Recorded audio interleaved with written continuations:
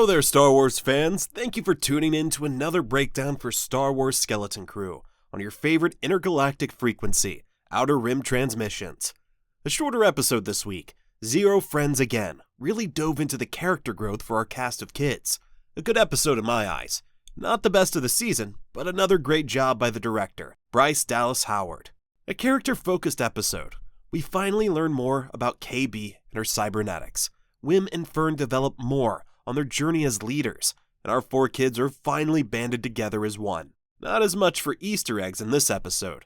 Some nice callbacks and such, but the main focus of the episode is the most Star Wars thing of them all, friendship and family. But before we continue, give the video a like if you haven't, and subscribe to the channel so you never miss what's going on in your favorite galaxy far, far away. So wow, for a shorter episode, we had a lot of evolution for the kids. In episode 4, we had a lot of growth for Neil. And in this one, we had a lot of growth for KB. Wim and Fern have been developing their own story arcs little by little each episode, with this one I think rounding out much of what we've been working towards. This episode does one of those classic tropes where our main cast finds themselves in different pairings than the show prior, giving us a different dynamic between characters we haven't seen interact too much beforehand. Through this dynamic, Wim learns what it means to be a hero. He understands now that even doing something that is small in scale can have a huge impact on someone. Adventure is not what he thought it was, and it can come in many different forms. KB even calls him a Jedi after he saves her life. Not everything needs to be wild and out of this world. Just doing what you can sometimes be all you need. I also like how this episode paired Fern and Neil.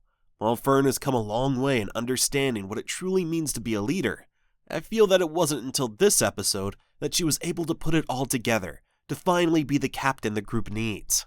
She had a fight with KB where the main issue is that Fern doesn't listen enough, or at least doesn't give the option for others to voice their concerns and ideas. She's bossy, and it's a keep up or be left behind attitude. So being paired with Neil further cements this lesson for her.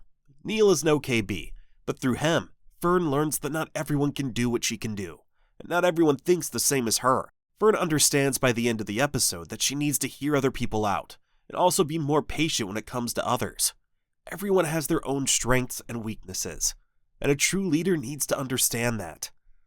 When we were on at Akron, it seemed everyone was having some character growth except for KB, so it's nice to see KB get the spotlight in this episode. We've known KB was different. Just from her look alone, we've had the question of what is her story.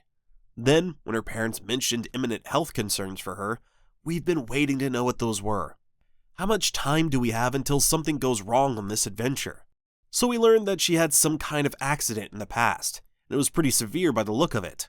Since the accident, she relies on cybernetic augmentations to move, function, and seems even to live. It sounds like KB and Fern were friends before the accident, and that since then, KB has had a fear of falling behind when trying to keep up with Fern. With her implants, KB can't do everything Fern can do. She needs more assistance and treatment. Fern believes that KB can do everything that she can do, and over time, that's annoyed KB.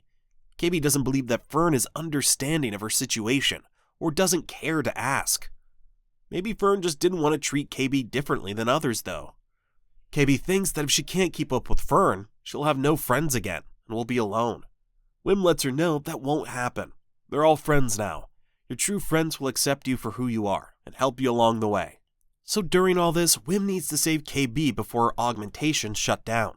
With only moments to spare, he saves her life. After saving her life, they follow these little talking crabs.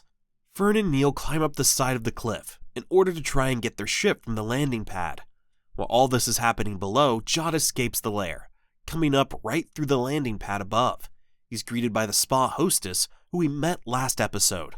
Many different aliens who I'll mention with my Easter eggs later, and then eventually Gunter, the pirate played by Jaleel White, better known for his role as Steve Urkel. Jude Law gives a great performance in this episode. Even though the kids had great arcs and an exciting ending to the episode, Jude kind of steals the show in my eyes. There is still so much more to him I want to know. Jude is brought on as a prisoner on the pirate ship. Brutus sentences Jude to death by airlock. I guess this is their version of walking the plank, so to speak. But before that, according to the pirate code, Jude gets his right to last appeal.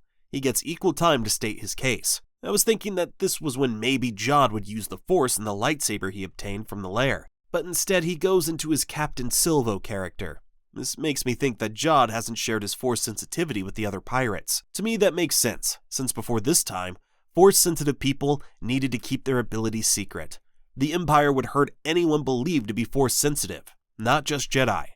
So Jude had probably kept this hidden throughout his many different escapades and identities. Jude admits his failures from the past to the crew, and speaks to their hunger for wealth and ego. He tells them that he knows where At-Aden is, and can take them there. He can give them the credits they desire and the endless wealth of their dreams. Jude gets the crew behind him and Brutus allows him to live, for now. And if there is no treasure, Jude will die. There aren't many Easter eggs in this episode in my opinion, or at least not much to discuss in detail. One thing I noticed in the very beginning of the episode was when the kids were sliding down the chutes. It felt very much like Luke in The Empire Strikes Back, after he escaped Vader on Cloud City. This could have also been a reference thrown in by Bryce Dallas Howard for her father, Ron Howard, and the chute scene from the Grinch movie he directed with Jim Carrey. When Jude comes up from the lair, many of the alien species are from the Canto Bight scene in The Last Jedi. This show has done a great job with not just having so many aliens, but aliens from previous Star Wars lore. It makes the universe feel much more connected. Maybe give some of these background aliens a better look in comparison to projects prior. Last thing I'll say on this episode is in regards to what I've been seeing a lot online. What I've been seeing is negative about the episode, the Disney Plus platform for an episode like this.